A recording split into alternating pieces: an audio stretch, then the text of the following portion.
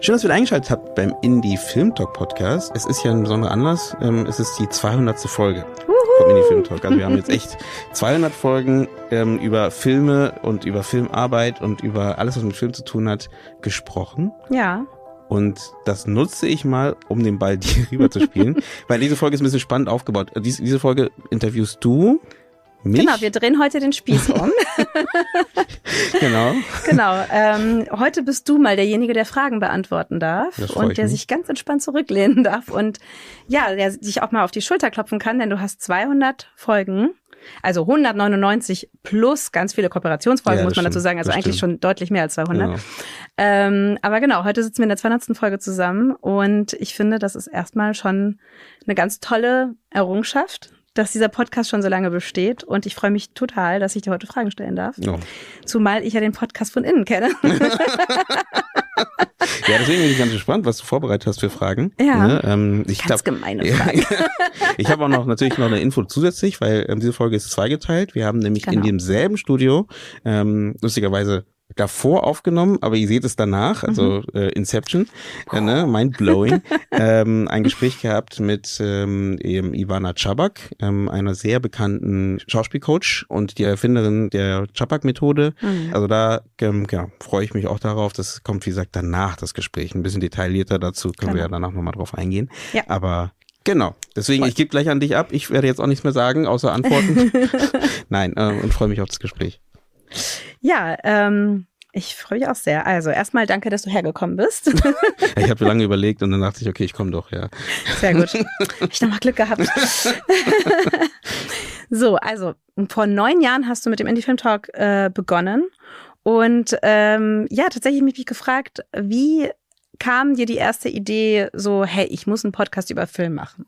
Ja, also diese Frage habe ich, glaube ich, gefühlt schon ganz oft beantwortet, aber ich gebe dir recht, nicht so oft im Podcast-Kontext. Deswegen macht es Sinn, da vielleicht auch nochmal drauf einzugehen. Und die Idee kam damals selber im Schreibprozess von einem eigenen Projekt, von einem Kurzfilm, an dem ich gearbeitet habe und habe da das Gefühl gehabt, es fehlt an Content aus der deutschsprachigen Filmbubble, wenn man so möchte. Filmbranche ist ja auch irgendwie eine Nische, ne, muss man schon dazu sagen.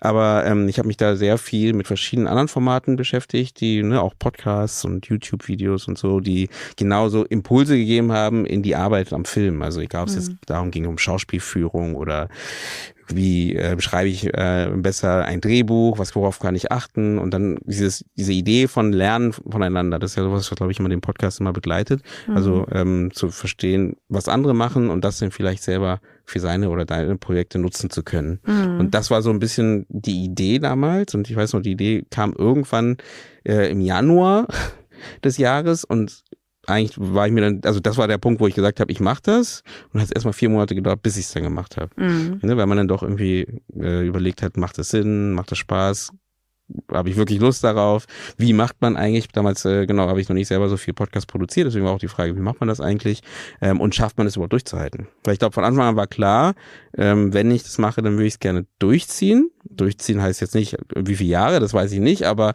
zumindest, dass man sagt, okay, man diese Staffel, die man plant, dass man die halt wirklich alle 2 Wochen immer eine Folge kommt halt. Und das war mir, glaube ich, da wichtig, um diese Konsistenz oder wie sagt man,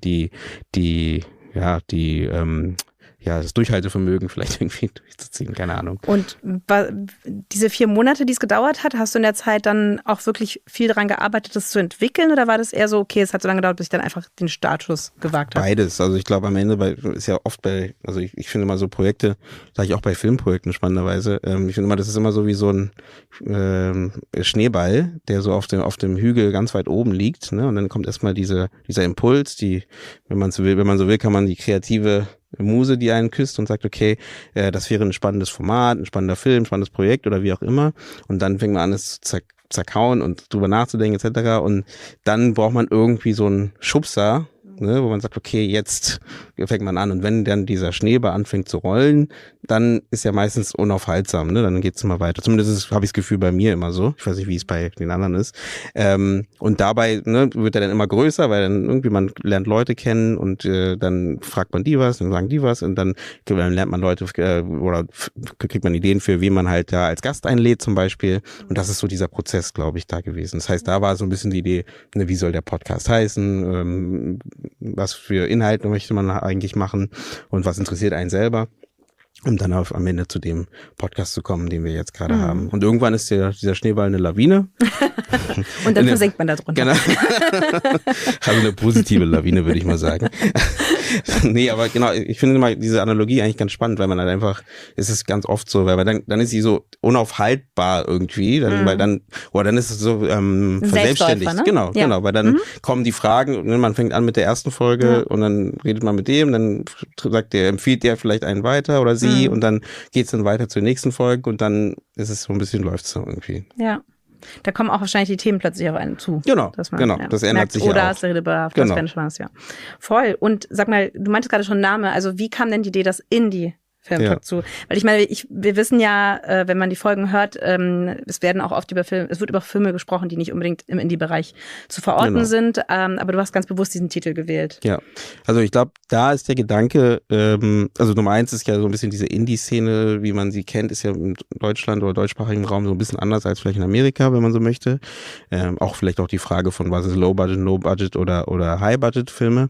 Indie-Filmtalk in dem Fall war auch so ein bisschen, also für die Indie-Szene so ein bisschen. Also das ging darum, dass man natürlich auch so ein bisschen schaut, auch von außen und von innen, also was man von dem lernen kann, was schon funktioniert. Ne? Also das heißt, deswegen haben wir auch zum Beispiel auch recht viele vielleicht Filmprojekte, die halt nicht rein Indie-Filmprojekte sind, aber man kann davon viel rausnehmen für die Indie-Projekte zum Beispiel, an denen man arbeitet. Aber auch gleichzeitig glaube ich auch, weil einfach die Indie-Szene, ich glaube, aus der Szene kommt halt sehr viel neue Impulse, die halt irgendwie den Weg dann am Ende in diese, wie sagt man, in die etabliertes falsche Wort dafür, eher in diese in den Fernsehbereich oder den Filmbereich, wo du halt sagst, okay, da ist mehr Budget da, ne? Und viele Impulse kommen erstmal aus dem Independent-Bereich, ne? Wo man sagt, okay, man probiert sich aus, probiert andere Sachen aus, andere Ideen aus, die nicht vielleicht immer sofort einschlagen, aber eben nicht Mainstream oft sind und dadurch vielleicht, wie gesagt, ein bisschen Schwierigkeiten haben, das Publikum zu finden, aber in der Branche gesehen werden, gesagt wird, ach, spannendes Projekt, spannende Herangehensweise, wie können wir das nutzen für eben diesen Mainstream-Film oder wie auch immer. Und weil Mainstream verändert sich ja selber nicht so stark, finde ich, ne? Inhaltlich viel, klar, neue Technologien etc., aber Independent hat viele Impulse, finde ich. Also in den USA sieht man das ja ganz stark. Ich glaube, so diese ganze Bewegung um Tarantino herum, die hat ja komplett den Film revolutioniert und war auch komplett aus dem Low-Budget-Indie-Bereich. Das stimmt. Und ich meine, da sind auch viele Themen, glaube ich, auch drin. Ne? Wie hast du deinen Film finanziert? Wie bist du da rangegangen? Ne? Und besonders auch, also man sagt ja meistens auch, dass die Hürden oder die Grenzen ja auch die einen ja auch zu neuen Sachen zu bewegen, ne? Also dass man halt, wenn du natürlich mehr Grenzen hast, musst du kreativer werden. Genau, kreativer werden, neue Mechanismen entwickeln, um halt den Film zum Beispiel umzusetzen, und das ist so ein bisschen die Idee, dass man da mal genauer hinschaut. Und andersrum merke ich aber auch, dass die etablierte, ist wie gesagt das falsche Wort, aber die Mainstream-Szene auch darauf schaut, ne? Und sagt, okay, spannend, wie haben die es gemacht und genau, was können wir davon lernen für unsere Projekte. Ja, spannend. Und würdest du sagen, jetzt habe ich den Vater verloren. Das schneiden wir weg. Nee, ich hatte gerade noch einen Gedanken tatsächlich, dass jeder muss ja eigentlich durch den Indie-Bereich durch, auch wenn er also um sich für eine Filmuni zu bewerben, muss man ja auch schon einen Film selber produzieren. Das ist ja dann Indie, weil man findet ja für eine Einreichung sozusagen niemanden, der einen den Film. Genau, das heißt, es ist tatsächlich auch, und das ist, glaube ich, auch der Fokus des Podcasts auch heute ganz stark, aber ich glaube von Anfang an eigentlich den Nachwuchs einfach zu fördern, zu unterstützen. Ja, das ist, genau. Also ich glaube, das ist so ein bisschen übergreifend. Also das ist jetzt nicht nur nur in Anführungsstrichen die Leute, die gerade anfangen, sondern auch Leute, die den ersten, zweiten, dritten langen Film gemacht haben, zum Beispiel auch. Ne? Weil meistens ist ja das sogar das Schwierige. Dann wie mache ich weiter? Auch wenn du den ersten gemacht hast, wie geht's weiter? Ne? Aber das kriegen wir schon mit, dass auch, vielleicht kommt es noch als Frage, aber wo man dann vielleicht auch mal mit euch ins Gespräch kommt, ne? Also Festivals etc. oder Events oder irgendwie sowas, wo man dann auch genau das merkt, dass halt dass so nicht nur die freien Filmschaffenden den hören, sondern aber auch andere Gewerke reinhören, wie VerleiherInnen oder Institutionen, ne, die halt dann sagen, okay, das ist schon mal spannend, einfach mal zu hören, was passiert gerade eigentlich in der Branche, ne, und was können wir davon lernen halt. Ja, auf jeden Fall. Und als du angefangen hast mit dem Podcast, meintest du, glaube ich, in der allerersten 4-minütigen Folge, die sozusagen darüber Informationen geben sollte, was der Podcast machen wird, meintest du, es gibt sehr wenig Podcasts, die sich mit diesem Thema beschäftigen. Würdest du sagen, das ist inzwischen anders geworden? Es gibt nur den Indie-Filmtalk, würde ich sagen. Nein, natürlich nicht. Und lustigerweise, also ich versuche auch alle zu ermuntern, vielleicht kommt das auch als Frage, keine Ahnung. Aber nein, ich versuche immer alle zu ermuntern, eben auch Formate zu machen. Aber kurz zu deiner Frage, also es gibt jetzt viel mehr Formate, viel mehr Podcasts, auch aus dem deutschsprachigen Raum, weil das kommt auch als Frage, wieso macht ihr den Podcast nicht auf Englisch? Ah ja. Ne? Und ich habe mich damals dafür entschieden, eben nicht auf Englisch den zu machen, weil es eben zu wenig aus Deutschland oder aus dem deutschsprachigen Raum gab. Ja. Ich selber auf der Suche war, weil sich ja schon die Prozesse in Deutschland besonders oder auch in Europa, aber besonders in Deutschland ja schon zu manchen Teilen vollkommen anders sind als die in Hollywood oder in Amerika oder in anderen Filmindustrien.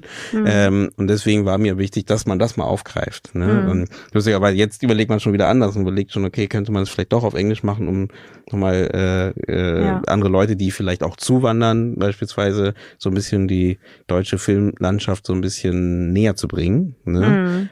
Aber damals waren auf jeden Fall sehr viel weniger Formate da. Es gab ein paar. Ich kann auch nur sagen, Stichwort Drehbuch. Genau, lustigerweise habe ich da ihr wievielte Folge, wir haben auch Geburtstag gefeiert, habe ich mal moderiert, die Folge. Der Podcast heißt Drehbuch? Stichwort Drehbuch. Ach, Stichwort Drehbuch. Genau. Ah, witzig, den kann ich auch noch. Genau, den kann ich auf jeden Fall empfehlen. Das ist wirklich der älteste deutschsprachige Filmpodcast, also filmschaffenden Podcast, ne, den es gibt. Es gibt noch ein paar andere, aber es waren sehr wenige. Und das hat sich jetzt geändert. Jetzt ist es schon ein bisschen mehr geworden. Ne? Und das ist aber auch gut. Weil es gibt ja verschiedene Bereiche und dementsprechend ist es auch schön, wenn jeder Bereich irgendwie einen Podcast hat. Wir haben ja darüber gesprochen, wie der Podcast entstanden ist. Was hat der denn mit dir gemacht? Also wie hat sich dein Blick über die Jahre verändert auf die Branche? Welche Eindrücke hast du mitgenommen? Und vielleicht erstmal die Frage. Es gibt noch andere, die daran anschließen, aber ich will nicht alles vorwegnehmen. Also was der Podcast mit mir gemacht hat? Ich bin natürlich sehr viel weiser geworden über die Jahre. Sehr viel. Nein, ich glaube am Ende, wir machen ja auch nicht nur Folgen zum Thema, wie die Filmarbeit aussieht, sondern ja auch über diese politische, gesellschaftlichen Themen, die mit Film zusammenhängen. Und ich glaube, der Podcast hat es natürlich ermöglicht, da nochmal mehr einzutauchen und da mit verschiedenen Kolleginnen da ins Gespräch zu gehen und zu sagen, okay, was passiert da eigentlich? Das heißt, ich habe einfach für mich selber nochmal mehr gemerkt, wie politisch oder wie sehr kritisch Filme sein können und wichtig sind halt auch genau diesen Bereich irgendwie zu bedienen. Also eben, ich erzähle hauptsächlich narrative Sachen und dass man besonders da schauen kann, was man da erzählen kann und was man bewegen kann damit halt. Ich glaube, das war so ein Punkt, was ich schon über diese letzten Jahre so ein bisschen mehr oder verstärkt so auch was ich versuche jetzt mehr in meine Arbeit mit einzubeziehen, in irgendeiner Art und Weise. Und das wäre jetzt das einfachste, die direkteste Antwort, glaube ich, die mir dazu einfällt. Ich überlege gerade, was noch mit mir gemacht hat. Was hast du denn mit dir gemacht? Also bevor ich Teil davon geworden bin, habe ich sehr viel gelernt, tatsächlich, beim Zuhören und weil man ja so nah an den Filmprozess, also an das Schaffen rankommt, weil mal wirklich sehr partikuläre Erfahrungen vom Filmset berichtet werden in den Folgen. Das auf jeden Fall und ja, ich denke, wirklich den Blick erweitert, auch für die Gewerke. Das fand ich auch immer sehr spannend, dass so unterschiedlich, also wenn ich jetzt sogar denke, wir hatten eine Folge zu den Filmübersetzerinnen oder Intimitätskoordination. Mittlerweile ist ja auch ein größeres Thema, als das dann so aufkam, war das noch für alle so komplettes Neuland. Oder faire Filmproduktion, grünes Produzieren. Also es gibt so viele Bereiche, an die man gar nicht denkt, und durch den Podcast öffnet sich, glaube ich, der Blick auf diese ganzen Themen. Ja, das stimmt schon, ja. Ich glaube auch, genau, also Verständnis auch für vielleicht verschiedene Prozesse, wenn du gerade auch, was ich davon mitgenommen habe und was ich vielleicht auch versuche auch weiterzugeben da in dem Fall, also auch so ein Verständnis für die einzelnen Prozesse der verschiedenen Gewerke und das übergreifend, also auch Institutionen, ne? Förderanstalten, wir haben ja so diese Reihe gemacht, How-to-Filmförderung, was wir dieses Jahr hoffentlich auch wieder machen, wo man einfach mal mehr so diese Prozesse in der Filmförderung auch versteht, also woran arbeiten die, wie arbeiten die und was brauchen die von uns als Filmschaffende, um gut arbeiten zu können, ne? Um dann aber auch andersrum, dass wir Filmschaffende vielleicht auch das Gefühl haben, okay, wir werden gesehen, ne? Und nicht nur, man guckt es eh nicht an oder sowas, ne, was wir machen. Also, dass man da einfach mehr versteht und die wisst gar nicht, was alles erzählt wird, wenn das Mikro aus ist. Ja, das kann man sich vorstellen. Man muss immer weiterlaufen lassen. Ja, wir sind fertig. Ja, aber was ich auch spannend daran finde, diese ganzen Themen aufzumachen, ist, dass man auch die Wertschätzung fördert für diese ganzen Gewerke. Also weil zum Beispiel die wenigsten denken daran, dass man danach noch Untertitel machen muss und dass man da Zeit einplanen muss. Das war so eine Folge, wo ich total den Aha-Effekt hatte. So.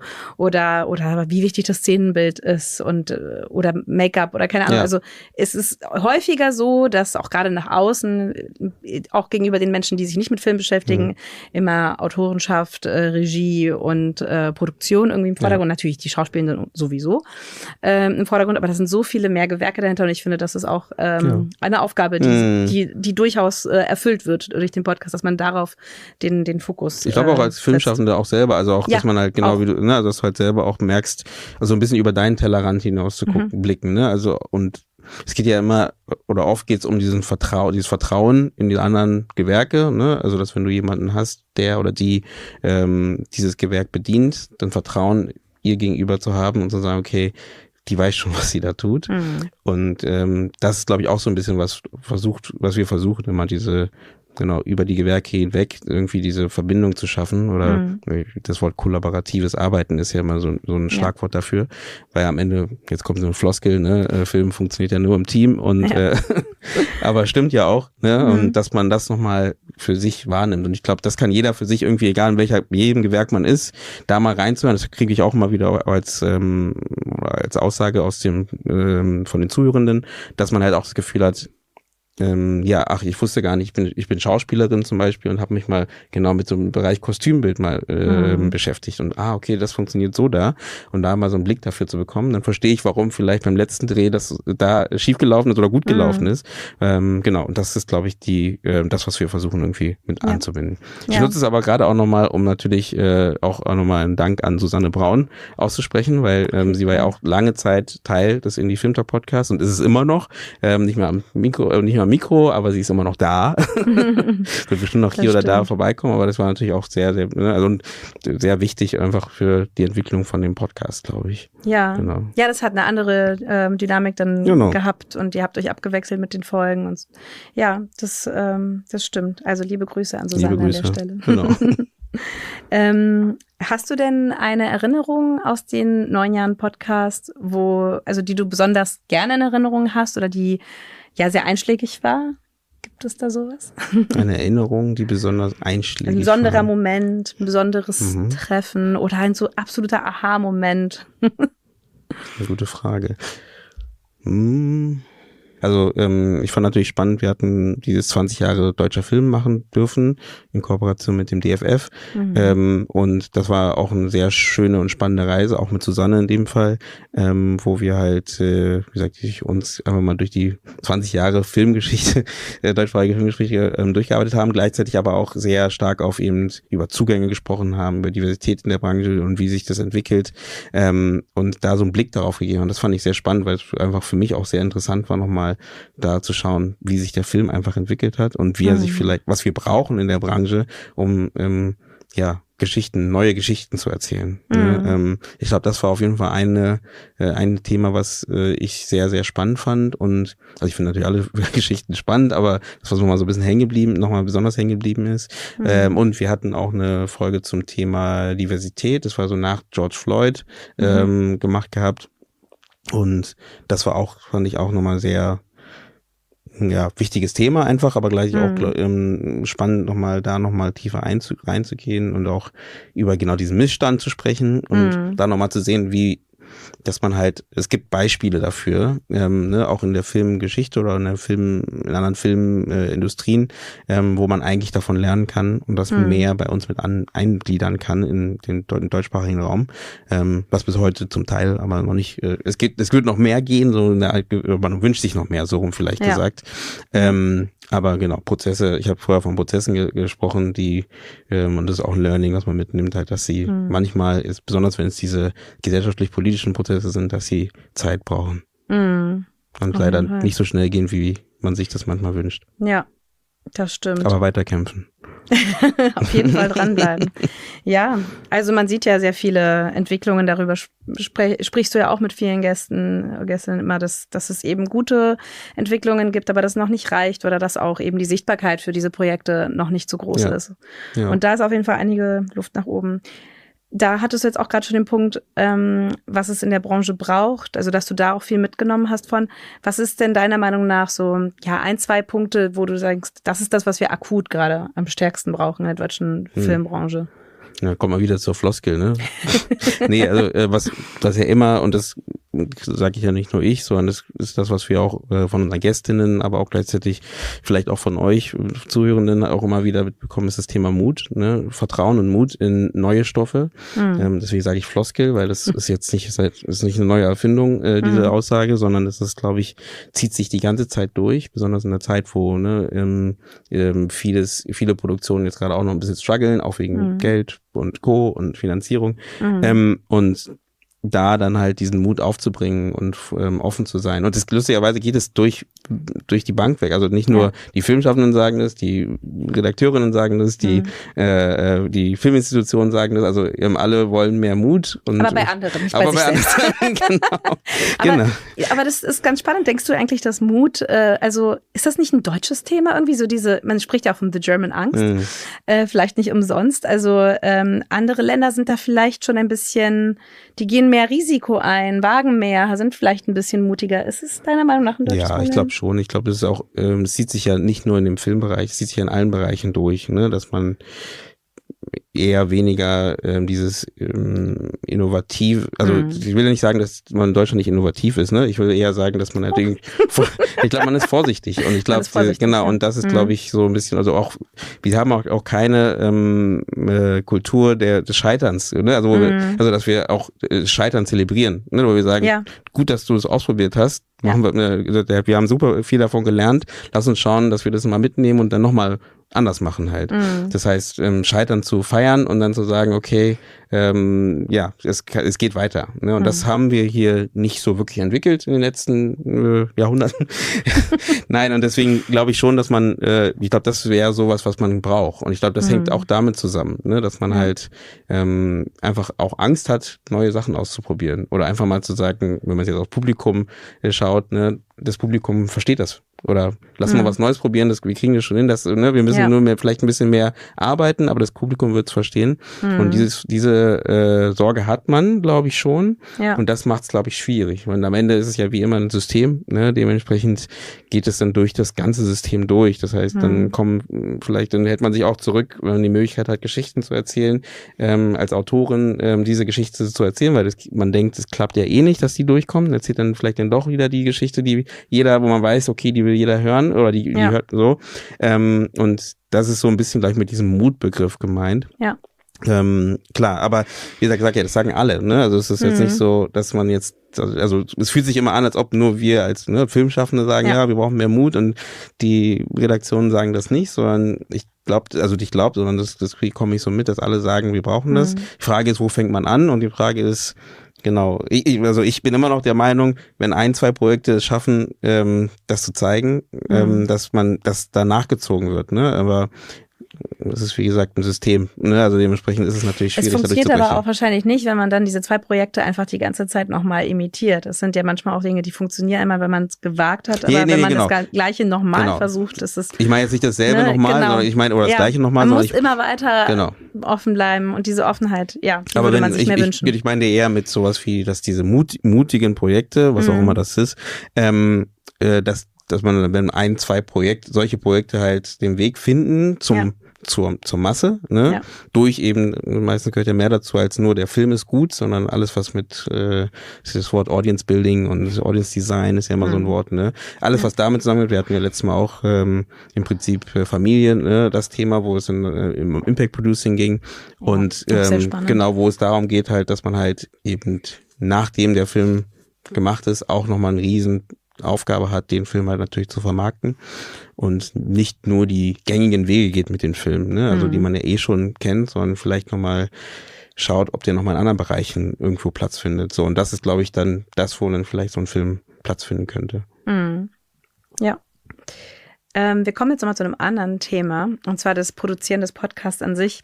Gibt es etwas, wo du denkst, das sollten unsere ZuhörerInnen unbedingt wissen, was nach außen gar nicht so zu sehen ist, aber was im Hintergrund in der Podcast-Produktion sehr viel Zeit einnimmt. Also wo du das Gefühl hast, das hört man immer so weg, aber dahinter steckt echt so viel Arbeit. Alles? Wenn du mich so fragst, alles? Nee, also eigentlich ja wirklich alles. Also klar, das Schneiden dauert dann doch meistens länger. Da kommt es immer darauf an, was für ein Format man gerade hat. Ja. Aber grundsätzlich gesehen, klar, es kommt immer drauf an, ne? Also auch manchmal das Vorbereiten auf die Gespräche kann dann auch länger dauern, als man das manchmal denkt. Deswegen ist schon das alles gar nicht so falsch. Aber ich glaube, Schneiden vielleicht wäre das Einfachste, was man da vielleicht rausgeben kann, was dann doch länger manchmal dauert als gedacht. Und das sieht man ja am Ende nicht so wirklich, weil man sieht ja nur das Endprodukt, man sieht ja nicht den Rohschnitt oder davor oder das Footage. Deswegen denkt man so, okay, das klingt doch gut, ist doch okay. Genau, aber bis man dorthin kommt, das ist schon doch Aufwand. Was wir ja bei unseren normalen Folgen ja nie machen, ist ja dieses inhaltlich schneiden wir da eigentlich kaum oder gar nicht eigentlich. Also das heißt, was am Anfang war, bleibt am Anfang und am Ende bleibt am Ende.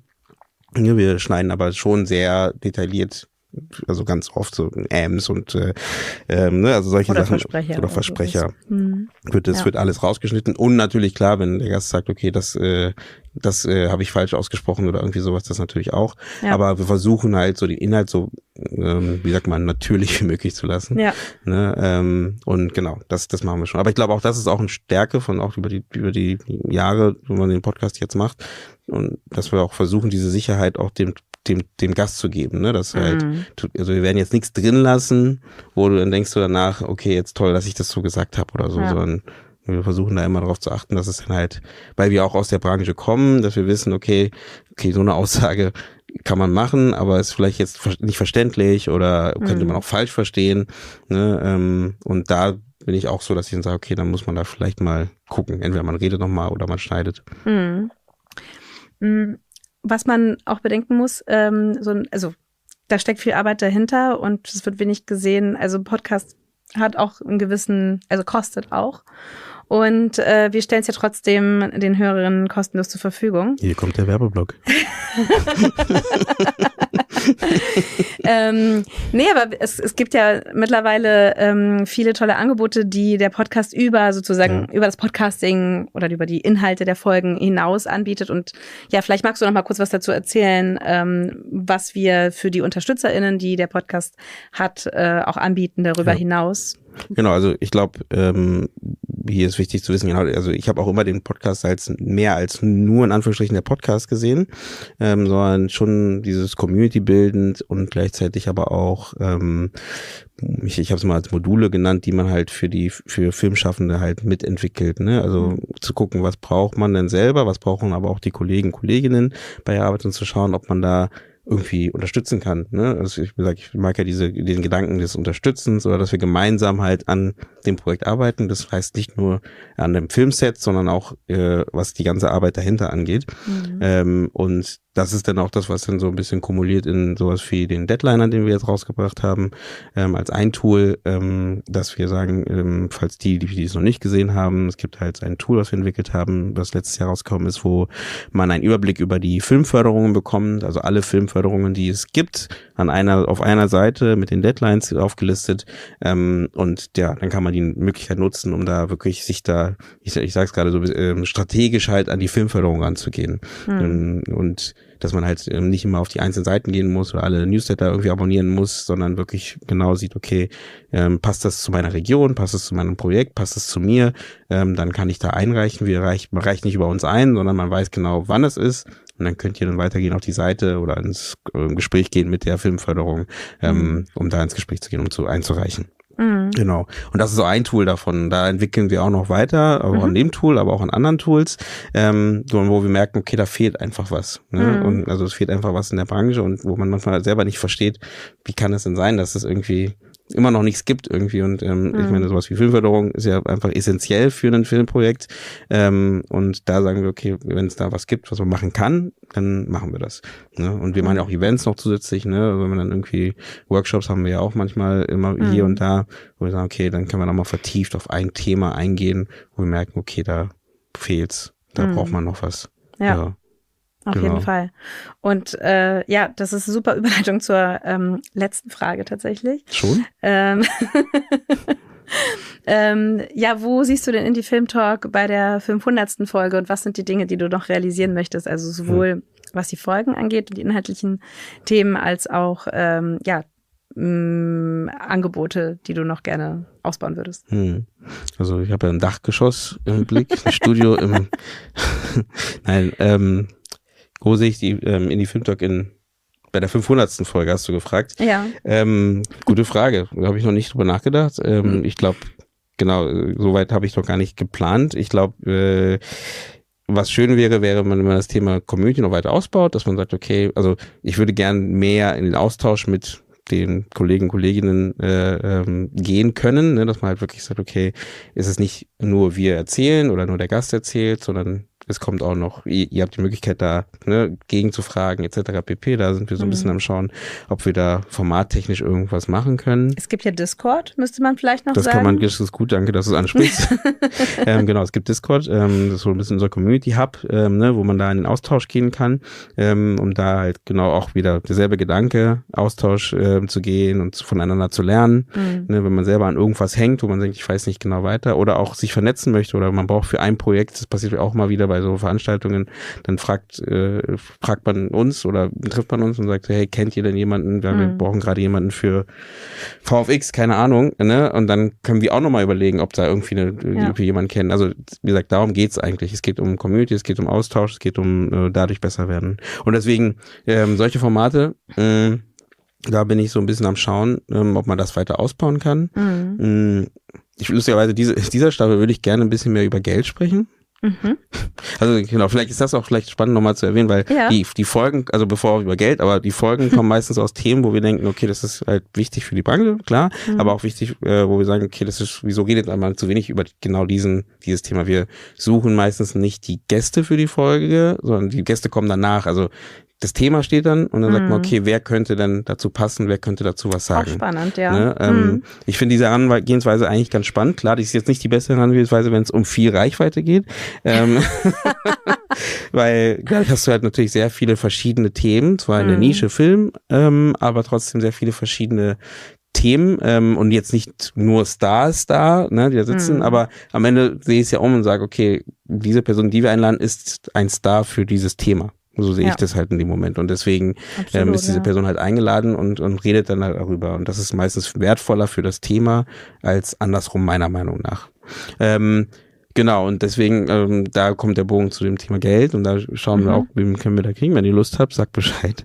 Weil das ist immer in Deutschland ja auch so ein Thema, was nicht so einfach ist, darüber zu sprechen. Aber ich finde es auch, das zum Beispiel ein Thema, was sehr wichtig ist, einfach mal darüber zu sprechen, zu verstehen, wie leben eigentlich Produzentinnen gut mit ihr, wenn die halt 1, 2, 3 Filme produziert haben, oder ist das also sozusagen tatsächlich das Gehalt, was die Filmschaffenden selber verdienen, darüber spannend. Also das wird in Deutschland schwierig. Ja, genau. Good luck. Genau, danke. Nein, spannend, cool. Aber das ist genau die Schwierigkeit, und da überlege ich auch, wie man das formattechnisch aufbaut, dass man sagen kann, okay, die Leute sind geschützt, die müssen, aber man hört einfach mal, wie das aussieht, weil ich glaube, das wäre einfach für die Branche auch mal wichtig. Anonyme Stimmen. Zum Beispiel. Ne? Weil es gibt beide Seiten. Es gibt auch Leute, die halt ganz viele Filme gemacht haben, wo es trotzdem, wo man merkt, okay, obwohl sie selber sagen, es ist trotzdem sehr prekär oder sehr schwierig, ne? Auch die nächsten oder die übernächsten Filme zu produzieren, und andere, die sagen, das läuft schon mal besser. Also da gibt es so viele verschiedene so eine große Bandbreite, wo ich das schon spannend finde, da mal drüber zu sprechen. Aus der Independent-Seite, aber genauso gut auch aus dem Mainstream, ne? Also wie es da aussieht, und einfach auch mal da zu verstehen, was heißt es denn eigentlich, wenn ich jetzt es schaffe, 1, 2 Filme zu machen? Ne? Kann ich davon gut leben oder? Ja, das ist ein wichtiges Thema. Also eins von vielen. Aber nochmal kurz zurück zu der Sache mit den Stars, weil das stimmt ja nicht ganz, dass wir nie Stars da haben. Ich habe nicht gesagt, wir haben nie Stars. Nee, aber jetzt tatsächlich folgt jetzt im Anschluss ein ganz besonderer Gast. Das stimmt. Ich weiß nicht, ob jeder die kennt, ne? Also, aber Ivana. Lass uns darüber reden. Ivana Chubbuck, genau, das ist eine Dame, die hat ganz viele verschiedene Hollywood-Stars gecoacht. Ja, sie hat unter anderem Berühmtheiten wie Brad Pitt, Charlize Theron und Beyoncé sogar, Sylvester Stallone. Also die Liste ist tatsächlich lang von berühmten Schauspielern, mit denen sie gearbeitet hat. Ja. Genau, und besonders spannend finde ich das Gespräch natürlich, weil es um das Thema eben Schauspielarbeit geht. Ne? Besonders spannend finde ich das Gespräch mit ihr auch nochmal, weil sie nochmal so diese Einblicke gibt, auch aus der Regieseite. Also sie hat nämlich auch Regisseurinnen gecoacht, eben was die dann halt von den SchauspielerInnen lernen können und wie sie halt in die Zusammenarbeit gehen können halt. Ja. Ne? Also nicht nur das Coaching der Schauspielenden und wie man ihre Methode anwendet, sondern auch wie man als in der Regie oder beim Dreh zum Beispiel das anwenden kann. Fand ich auch ganz spannend. Deswegen glaube ich, da ist viel drin. Stichwort Storytelling. Also darum geht's halt ganz stark. Genau. Ja. Ich glaube, das ist aber fast das Hauptthema, ne, eigentlich von dem Gespräch. Total, und deswegen kann ich nur sagen, das war ein schönes Gespräch, und ich freue mich, dass ihr das jetzt gleich auch nochmal mithören könnt. Weil wir haben es auch hier aufgenommen. Ja. Genau, und das passt eigentlich perfekt, weil wir haben halt gesagt, das wird vielleicht in der Folge noch drin sein, weil da haben wir nämlich darüber gesprochen, ob das die 200. Folge wird. Genau, und scheinbar sie hat sehr danach gefragt. Ne? Sie hat es gewünscht. Sie hat sich gewünscht, in die 200. Folge zu kommen. Genau, es war aber auch Zufall. Also trotzdem, am Ende war es trotzdem Zufall, es hat gut gepasst, aber genau. Ja. In diesem Sinne, viel Spaß mit der Fortsetzung der 20. Folge. Genau. Vielen Dank für dieses schöne Gespräch. Gibt es noch irgendetwas, was du am Ende noch loswerden möchtest? Nö, ich glaube nicht. Also ich bedanke mich auch bei euch Zuhörenden, bedanke mich aber auch auf allen, die uns begleitet haben über die 200, wie gesagt, plus Folgen bis jetzt. Ne? Und manche Leute hat man ja vielleicht nicht so gesehen so oft, ne, aber die dann auch im Hintergrund mitgearbeitet haben am Podcast, die auch am Podcast schneiden. Danke, Sarah zum Beispiel. Wollte ich gerade sagen. Wir haben noch ein paar, genau dass wir nochmal alle danken. Also Susanne haben wir erwähnt. Genau.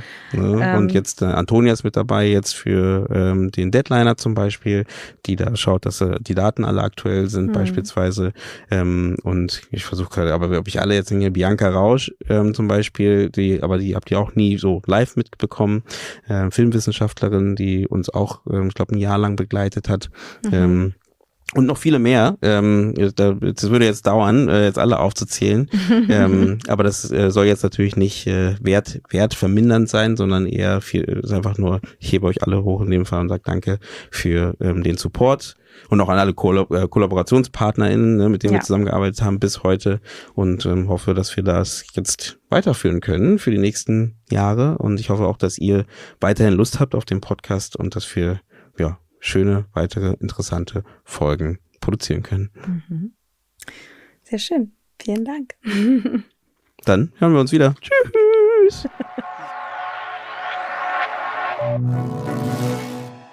It's Ivana Chubbuck. She's sitting next to me, and we're talking about your methods and about directing actors. Even AI will be part of our talk, I think so. So, I would say let's start and let's see what was happening. It's good to be here and talk from a different angle than just the acting part of things. Mm-hmm. I love that. Mm-hmm. Because the main thing is, like, it's really important that actors should know, and I always talk about this all the time, actors, writers, and directors are telling the same story.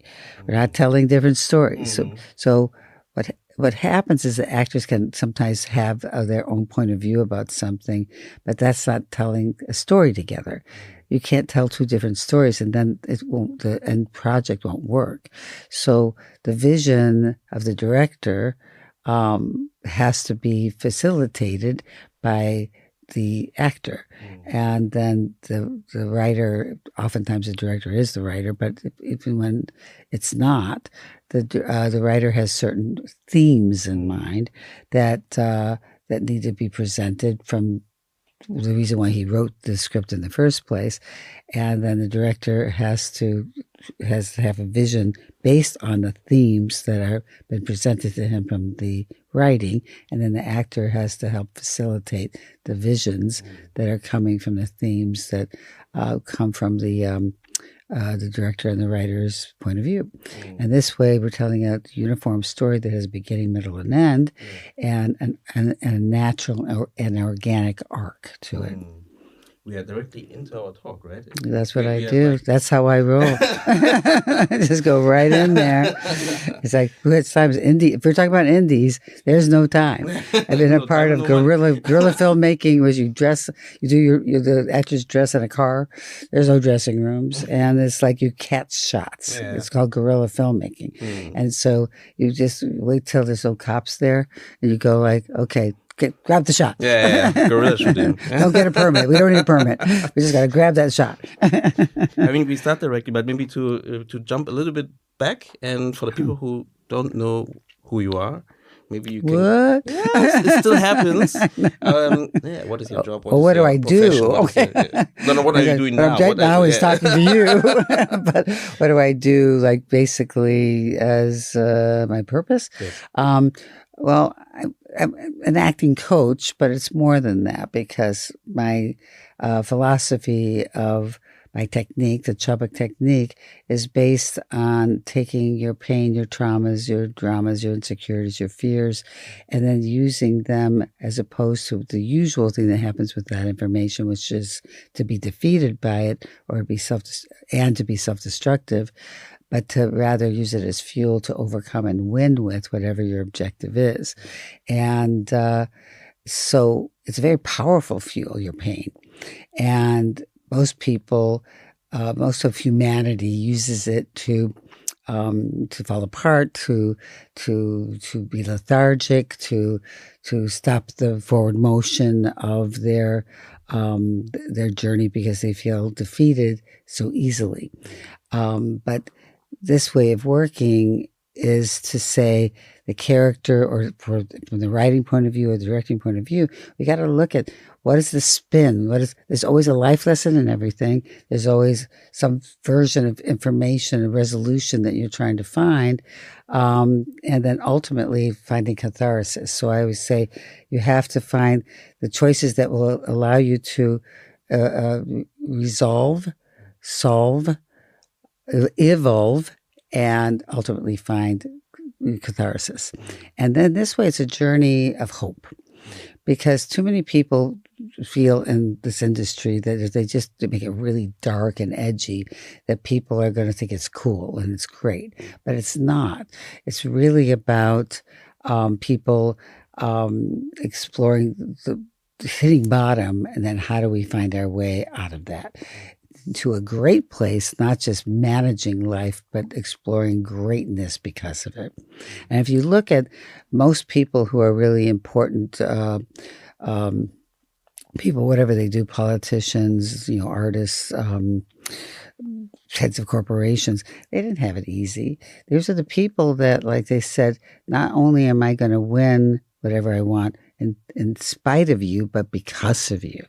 That I wouldn't be where I am today without saying that I'm not going to let naysayers or people that are going to say, I can't do it because I'm not, in terms of acting, say pretty enough or young enough or talented enough to be able to explore whatever your dreams are. And so it's also a good way to think in terms of life. And for, my actors, directors, and writers, it's like, we need to think in terms of the spin. Like in the advertising world, it's called the spin. So you could take any negative and turn it into a positive. You could also take any positive and turn it into a negative. And that's a natural thing for people to do. So this way, this technique, which I've created as my own way to solve my own issues, coming from a violent childhood. My mother was mentally ill and very violent physically and emotionally. My father, who was a great guy, but he was MIA, helping other people. He was a civil rights attorney. He was a labor union lawyer. And so he was helping the world. He was empowering the world.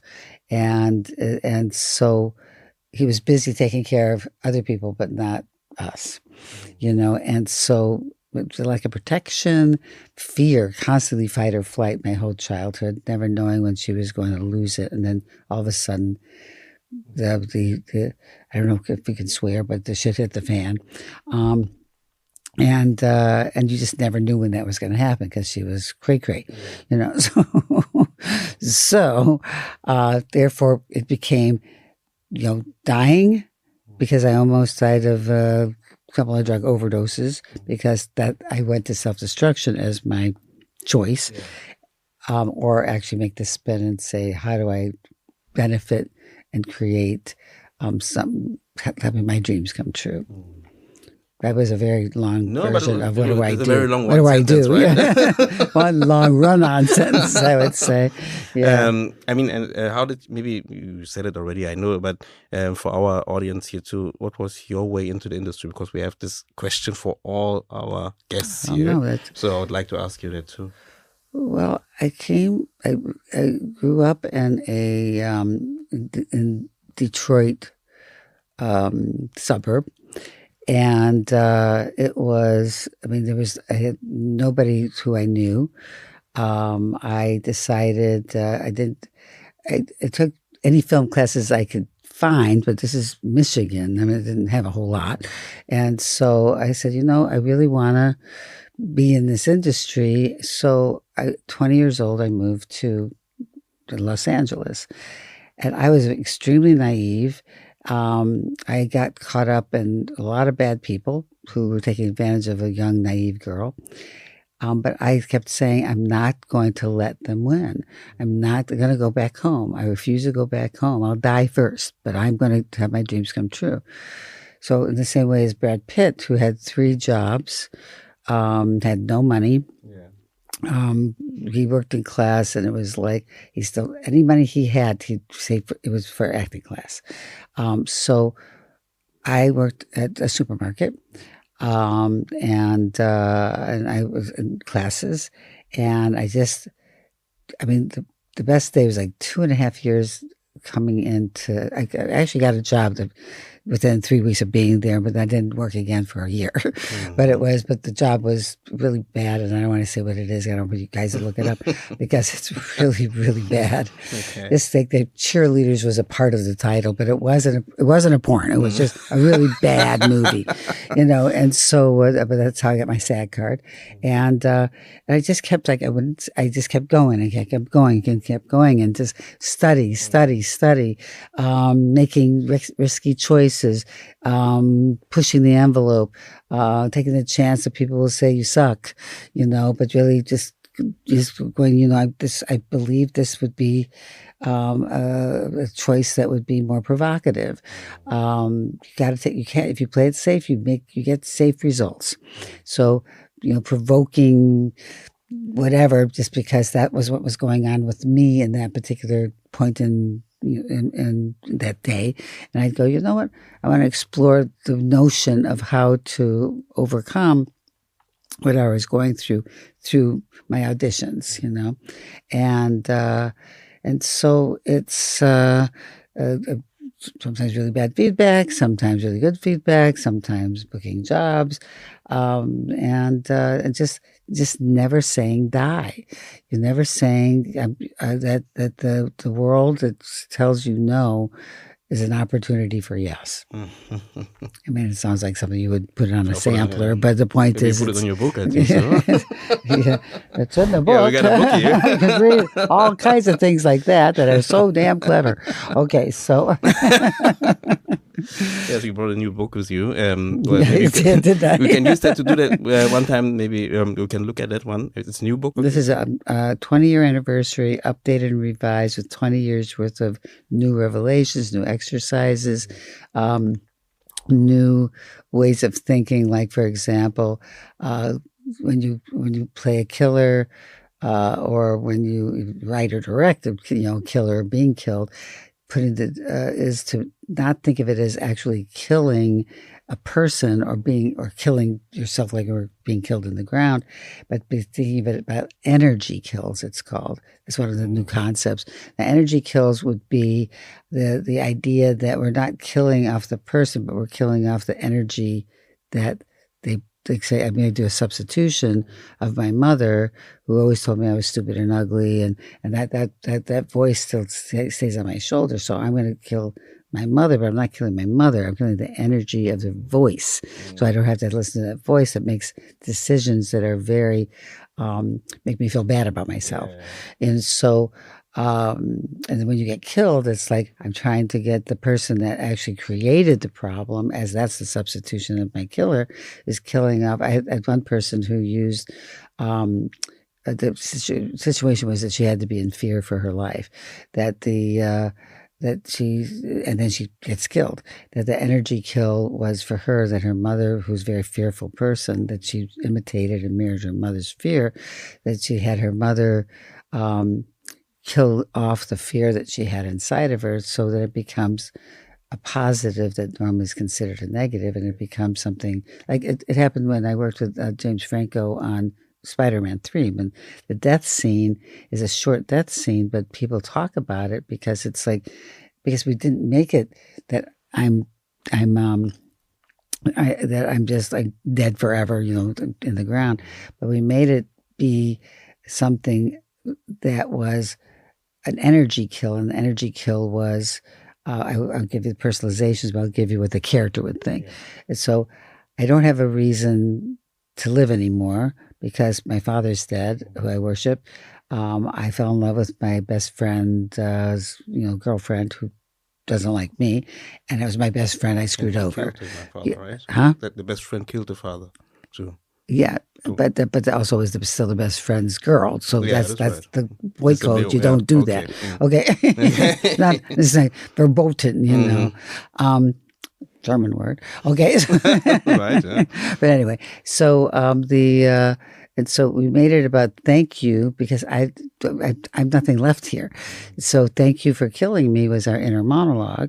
And then our personalizations of why. And so it became a beautiful scene because it was a love scene. It's like, thank you for getting rid of my pain. And so it's like, so this is in terms of like, one thing I'm really good at is getting people awards or great careers and whatever it is they do, a great, critical reviews and that kind of stuff, because people are people, whether they're critics or producers or networks or heads or studio heads, they respond in the same way any human being responds, and so if they feel that they feel good even after they see something that should be horrific happening, it's like it gives them a sense of joy. And so and that's what we're meant to do. You're a director, so as a director, we got to give people not a bow. We're not tying things up in a bow because that's boring. But what we want to do is make people feel that if the character that they see on the screen is like overcoming same things that you're experiencing, that that you're not doing very well with, then you're not managing life very well. But that person is finding a way to, even though they're not through the process, it's like, I'm trying to win, and I didn't. I'm trying to win even more because I didn't. And then ultimately they get what they want. Is I would say you have to earn the end of the movie. You have to earn the end. So when that happens, is that people walk away feeling good, no matter how dark the movie is. Which brings me to comedy. Comedy is super important. One of the things I always think in the darkest of materials, if you don't have the moments of there's light in the dark, you get used to the dark and it's no longer dark anymore. So you have to have the yin yang aspect, and that's like, in a good horror film, there's something that funny that happens and then something gets slashed. So you're not expecting it. You're in a different place. It's more horrific. So if you just keep it dark, first of all, it's depressing as all hell. And I don't want to be depressed. I want to go.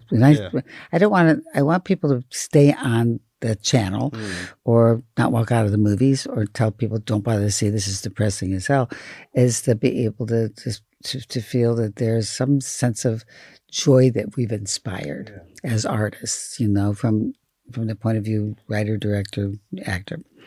And so part of that is helpful by things are so bad it's funny, that aspect. Sometimes it's, how when really bad things happen, sometimes we start laughing and we go like, I don't know where the laughter's coming from, but there's something it's just so off the charts bad. It's just got absurd. And sometimes it's a sardonic sense of humor, a dry sense of humor that comes up. I mean, some of the funniest stuff that I'm sure that you've ever said or done was in the midst of something, like very bad happening to you. And my daughter's ex died of a heroin overdose when she found the body, and they were somewhat engaged. And she found the body 2 weeks after that. I mean, she was traumatized, obviously. I had a world champion boxer come to the house to work because he was doing a movie. And so I said, do you want to meet him? He's a famous boxer. And she said, well, God, Sean, that was his name, would have died to have met him. And I said, well, I guess that part's taken care of. And so she looked at me at first going like, no, she did, and then she laughed so heartily. She needed to laugh. And so that's an example of life, but we put that into your film. And that's what makes greatness. I mean, just think about your favorite, like, There Will Be Blood. There's a lot of humorous things in there, a lot of physicalities, like when he talks about at the end, where he does the great monologue about him having the oil and that the oil is not there anymore. And he goes, it's like a milkshake. He's going, vroom, vroom, vroom. And he's running around the room, sucking it up like a straw. It's like, we sucked up all your oil. And it's like, there's a physical comedic moments. And then he brutally kills him with a baseball bat. So it's like, that's brilliance. Means that, right? Like the up and down, right? Like, I mean, what you meant, like the yin yang. Yeah. At the end, and you should always have something. Like one makes the other, affects more the other in creating a larger response to it. So if you're always sitting in the dark, you're going to start to see the light. If you're always just laughing, it ceases to be funny. And it just goes, what am I laughing about? So the thing is, everything has to have three-dimensionality. And the idea that one magnifies the other's response, human response, not only to the person experiencing it, but to your audience as well. It's interesting because now what you're talking about is like even advices for screenwriters, for directors. But this is a Bible. My book is a Bible for writers and directors. So that's why maybe it's interesting to jump onto that term too, or that thing. Are you advising directors too? Do you have classes with directors? I'd say 40% of my business is directors and writers. And again, oftentimes they're the same. The director wrote it. So one of the things I do with my my writers and directors is that I say, why do you need to make this film? So first we have to get to, like, the real underbelly of, so that we have like a true message that you need to say. Like Herman Melville and doing Moby Dick, he had a unilateral need, very deep need to fight his demons, and that became the metaphor of, you know, the white whale that he was fighting. And so you need to know what, for him, he knew what his major demon was. But everybody has different reasons why they need to, you know, write and or direct a piece. And so you have to figure out what is that, because sometimes you don't know. And I have this thing that I do that you have to learn. It's in the book too, but it's also easier to learn when you study my technique, because I have an Oscar-nominated writer-director who teaches my technique for just writer-directors. What was I saying? I got lost for a second there. What was I talking about? You was talking about. The main question was if you have directors, if you're teaching directors. Oh yeah. Okay, so the thing is that I have them do an emotional diary, and the emotional diary is automatic writing. It's something that is used in certain therapies to get to the subconscious, and it takes 3 minutes to do, and it gets you right to your subconscious of what the truth of what you really need and want. And so I have them do an emotional diary with a prompt. I need to write this script because, whatever the script is, or I need to direct this script because, and then all this stuff, it's automatic writing, so you can't stop to think, and it goes directly to your subconscious, and ends up being like, it helps also determine like certain scenes that need to be omitted because it's not telling the story that you needed to tell, that we figured out what that is. So we start with that, or say the scene has to be refashioned to tell that story, and or the scene is strictly expositional, and you can take any exposition. You can put exposition in anything, but you still got to tell a story.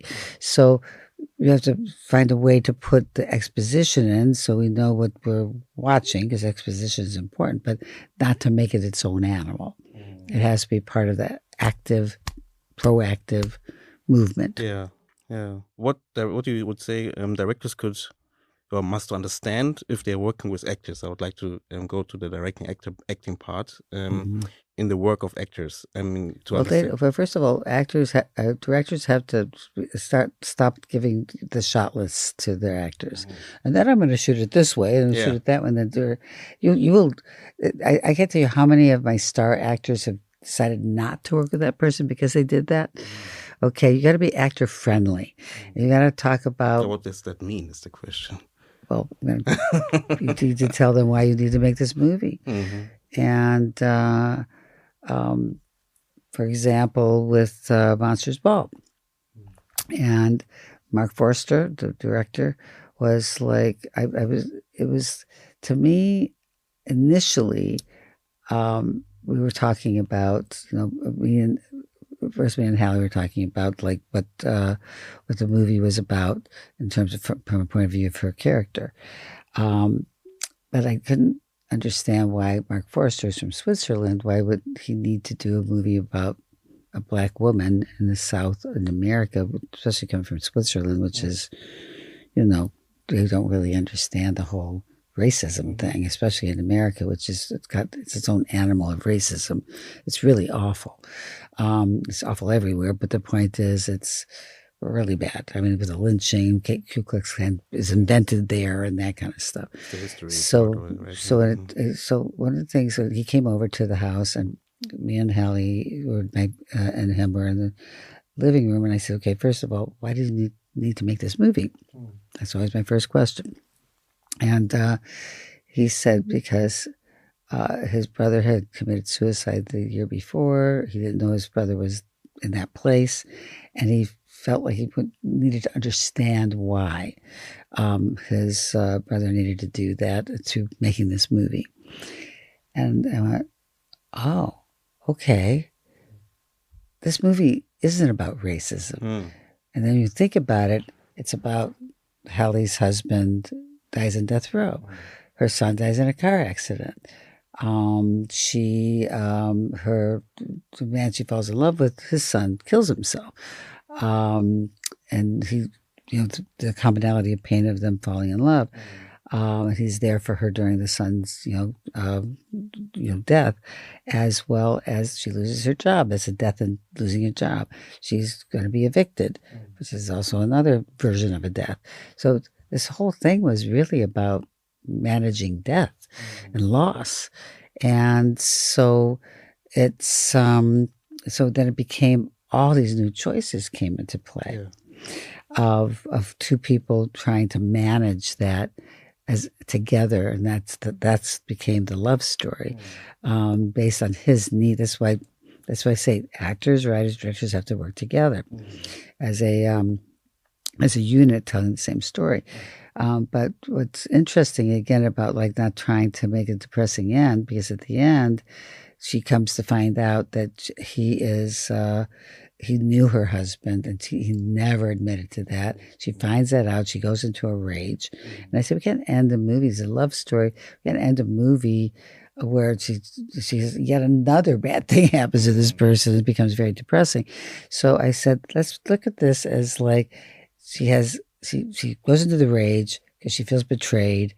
And then in her monologue, this is all in her monologue. There's no dialogue. It's a whole scene without dialogue. So she goes into a rage. Then she says to herself, I got to think differently about all these things that have happened to me. Maybe he loved me so much that he couldn't tell me because he was afraid to lose me. So I prefer to look at it that way. I've never been loved that much before. And so when he comes home, we've seen her doing all this stuff. When he comes home, Billy Bob Thornton comes home, she looks at him and thinks in her head, thank you for loving me so much. And then when they he feeds her ice cream on the porch, I had her look to the sky, and this is all in her head, thanking God for bringing this wonderful man into her life. And so it became, and this is all like through work that we took this, so many things that have happened that are so unmanageable. And most people would take all that stuff and want to shoot themselves and turn it into a beautiful love story. And how does you communicate something like that with your actors, for example, to achieve like how do you achieve that? What you do is that's why it's important for you to understand acting. It's like my husband was a director, won a lot of awards, and he went to USC film school, and he one of the things that the USC says you have to take a professional acting class, not the ones in our school, but a professional one, and that's part of the course. And so I one of the things that I do when I have directors and writers in my classes, you have to get on your feet and feel what it feels like to do it, to put that kind of inner work inside so that you can go. And how I coach people is like, what would I use? And for me, if I was playing this part. And so I already have a notion of the human experience because it's coming from my human experience. And then I could pass that along. So if you ever had, from a objective point of view, scene objective point of view, based on the overall objective of the film for you, for that character, is to talk to them and say, this is your scene objective in this. Have you ever had this kind of thing happen to you? And then you talk about it with that person. And it doesn't be a long conversation, but they'll usually say, yeah. And then they say, tell me about a moment about this person. And then you have some information whenever that person's like kind of losing touch with the forward motion of it, just you whisper in their ear and you say, think this, what you just told me.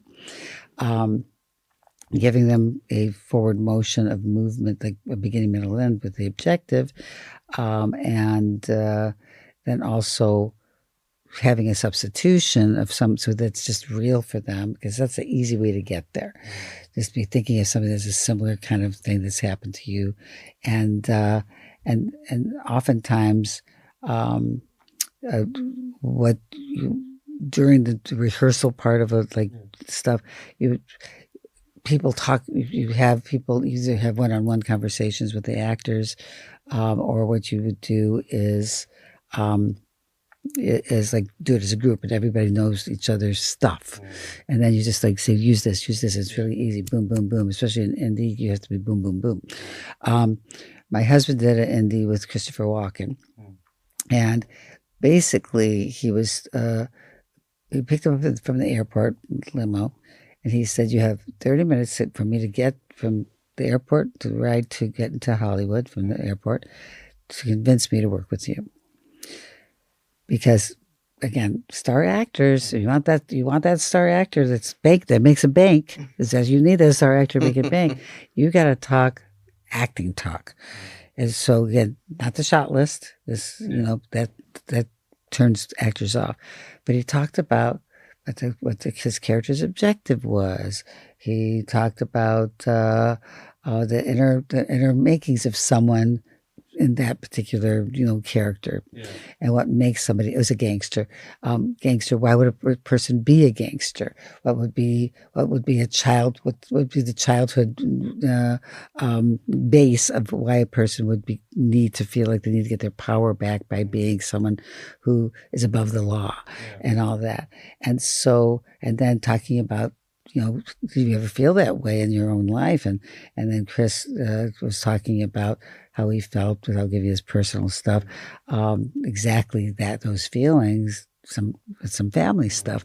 And he said that'd be perfect to use. And so we signed up. Do you think directors should develop the whole backstories of the characters, or do you think that there's always a backstory? You think about first you work on the characters. What do they need? Why do they need it? What would be their backstory? And then you duplicate similar things from your own life. You have to personalize it, because your life is three-dimensional. The life on a page is two-dimensional by its very nature. It's two-dimensional to you, not to the writer. Because a great writing is always somewhat autobiographical. And so the personalizations, the director also has to feel free to talk about themselves too, because then it becomes a friendship. And that's how, like, that friendship becomes like, I trust that person. And so when let's go back to the Hallie story, it's like this is a person that she's a first-time director. He's never directed anything but a short that won some awards, but she's never done a feature film. And here he had this pretty big star saying yes, and Billy Bob Thornton, who just won an Oscar, to do. So it's like, he was very, when asked the question, he was very open about it, and he talked about it, not ad nauseum, but the point is enough for her to feel comfortable and to talk about her stuff. So all of a sudden it becomes a special relationship, and you want to create a special relationship with your character, with your people, and make them feel like you guys are exploring something together, to make something magnificent. I always say, I don't go for ordinary, I go for extraordinary. And good isn't good enough. We want to be great. Yeah. And so in order for you to pull a great performance out of somebody, you're going to have to make them feel like this is a journey that you're personally going on together as a team. We are doing this together. and you have a big cast. It's like we're doing this as a unit. Yeah. We're family now. This is family. How do you decide if you to work with someone? Is it the same?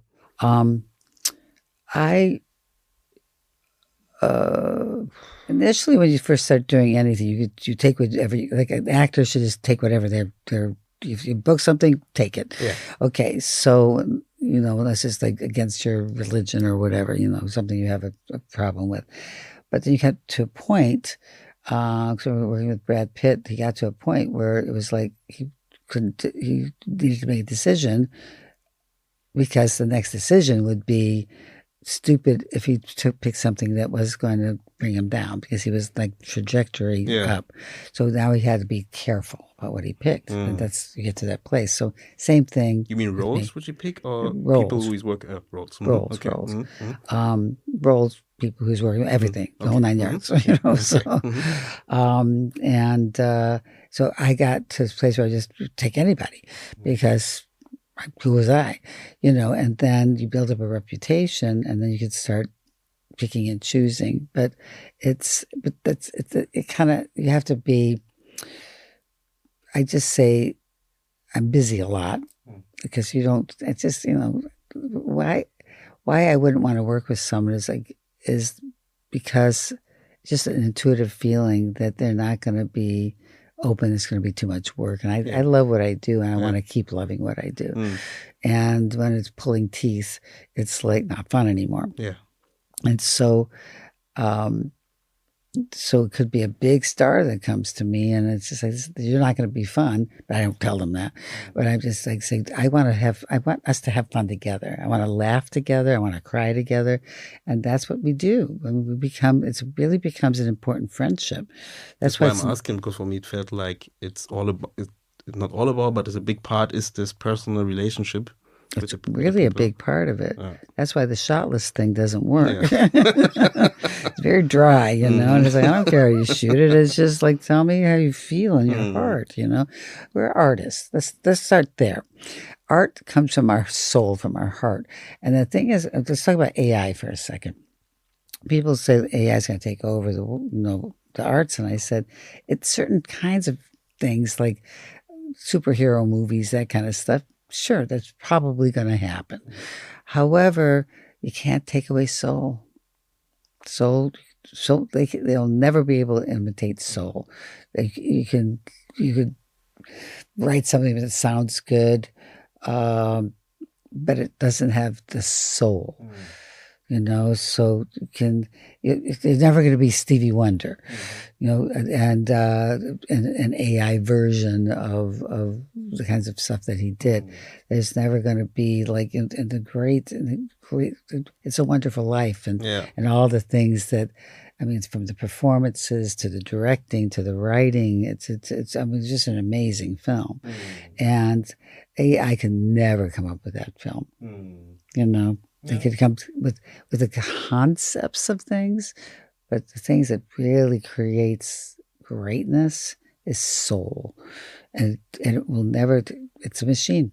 It's still a machine. The question is if the people are willing to pay for that to keep this industry alive, or if they are they just want food, and food in media, I would say, like that, and are more willing to pay like this. You said like this action movie, some special action movies which are like quite easy structured. This I think is the thing where people are afraid of. They won't be able to do Mission Impossible because that Tom Cruise brings in soul. Definitely. Yeah. So the point is, but then if you do something, I'm not going to say what. Yeah, that's why I don't want to say it. Yeah. But the point is, kill her. Okay, so but you know what I mean, right? Yeah, totally. Yeah. But the thing is, ultimately, people are going to get bored of seeing something that just doesn't really affect them when they have options to see something that does. And I think it's going to be an animal that we're going to have to deal with, but I don't think the soul's going to, I believe this. I believe that because you can't imitate soul, you own soul, so people will want that, especially if they, like say a good Bollywood movie, that's all about people who are oppressed and have poverty. And so they go see Bollywood movies because it makes them feel like for 2 hours they can sing and dance. And like it's always has a happy ending. For the people that are the downtrodden always end up singing and dancing and, and doing this, the whole thing. And it's like, but we need that. And AI puts that on. It's like you won't feel the heart of it. I think I could listen to you hours. But we need to come to an end. We have like what? Yeah, there's an end. The time is running. I'm not moving in. I'm so sorry. One of the last questions would be like, if you can break down your technique for storytellers, for directors. Well, I just think it's like there's you could always find pain can equal prosperity, whether it's spiritual or emotional or actual.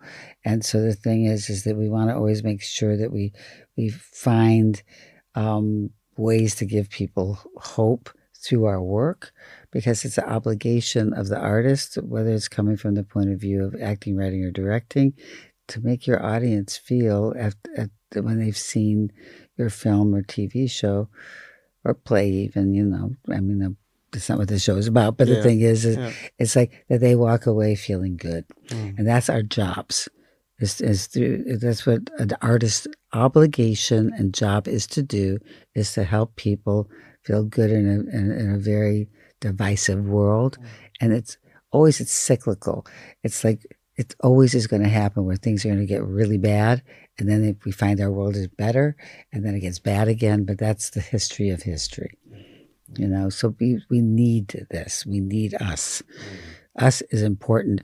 But if you do a story that makes people feel like, and then that's just the way it is, and you have to live with it, your stuff, that's not a story you should be wanting to tell. Nice one. You should write a book, I think so. Yeah, I think I should. And oh my God, perhaps it might be here. No, thank you for having you. I think it was interesting. I mean, the part through what you said about this personal relationship and so on, I think it's something which we can all learn of it and try to keep that up, I think so. Well, I told you, the Christopher Walken story, I think, is a really good story. And I think that he got someone who's big-time actor to be in a really small film. It was a very small film.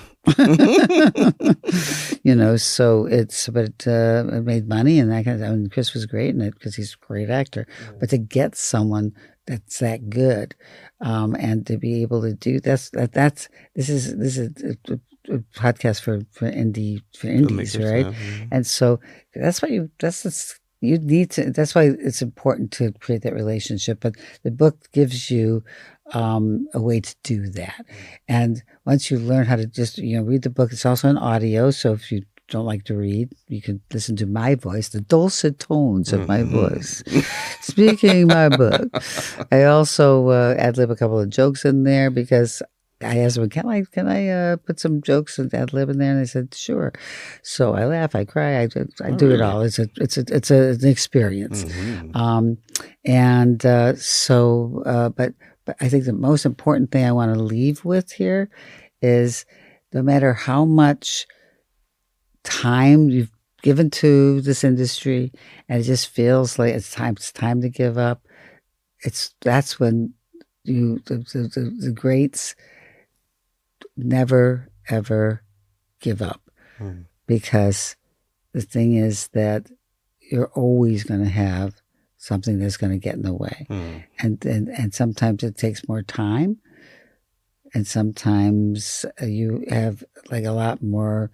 You have a lot of stuff that you have to like take care of a family or whatever, and you say, I have to just take a straight job and just give up. It's like that's for losers. And this world that we live in terms of it's an honor to be a part of. And so you just keep going and going, because the gravy will come. the perk will come that you will start making money and be successful from it. But you just have to, you can't think of it from that point of view. You just think of it as this is what I love to do and I'm going to keep on doing it. So never give up. Just keep trying. And because it's like, and make your own stuff. Don't wait for someone to hire you. I think this was our 200th episode, huh? We were talking about that. No, we were talking. Score. Got what I wanted. No, thank you very much, and thank you that you're here. We should do that every time if you're here now. Well, that'd be nice. I love doing that. Yeah. You're fun. This is fun. Yeah. And so thank you very much, and thank you to the audience too for your ears and your eyes, because today we are live with video and with a moving image. So yeah, hope that was fun for you too. And yeah, let's see what is the next episode. Thanks. Thank you.